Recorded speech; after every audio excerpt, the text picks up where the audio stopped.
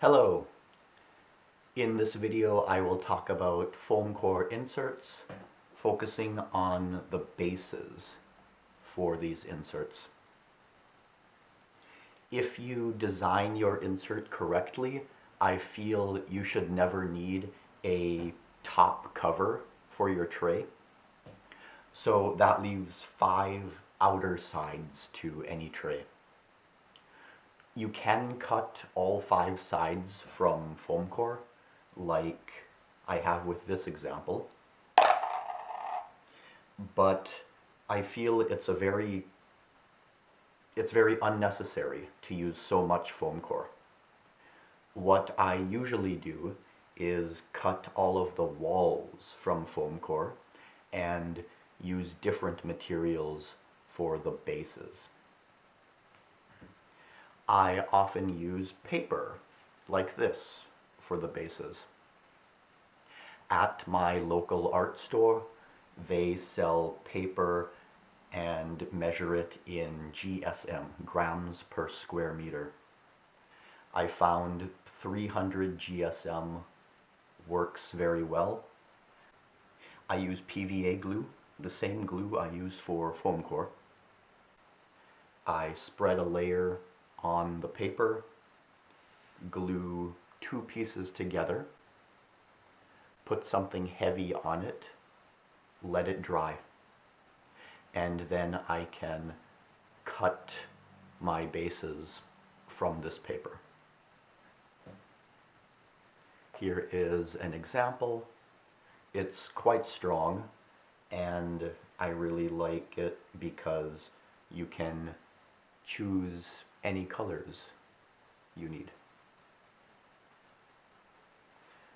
Publishers also provide inserts for their games, like this. This is also very good material to use to cut your bases from. Sometimes it has very nice artwork on it as well. I liked the artwork for the Power Grid insert, so I used that for my own trays. If you have extra boxes, maybe from an expansion that you don't need, you can also cut the boxes. Here's an example. I cut 2 pieces and just taped them together, and I was able to create a tray with some very beautiful artwork. I'll show you how I do this now.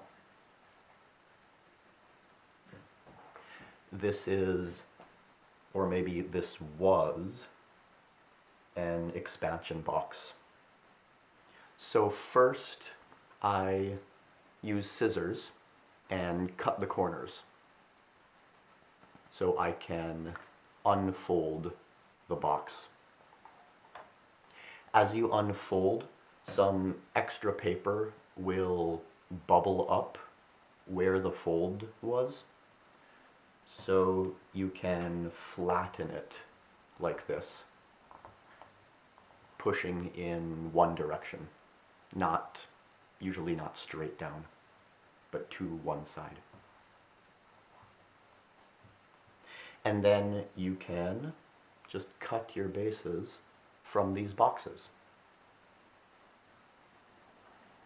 What I like to do, if I have very limited space, I will cut out patterns from paper, and then I can use these paper patterns and arrange them on the box so I can figure out exactly which sections of the artwork I want to take.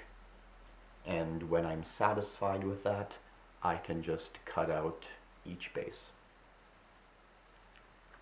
So then I'm left with some very nice artwork for my tray bases.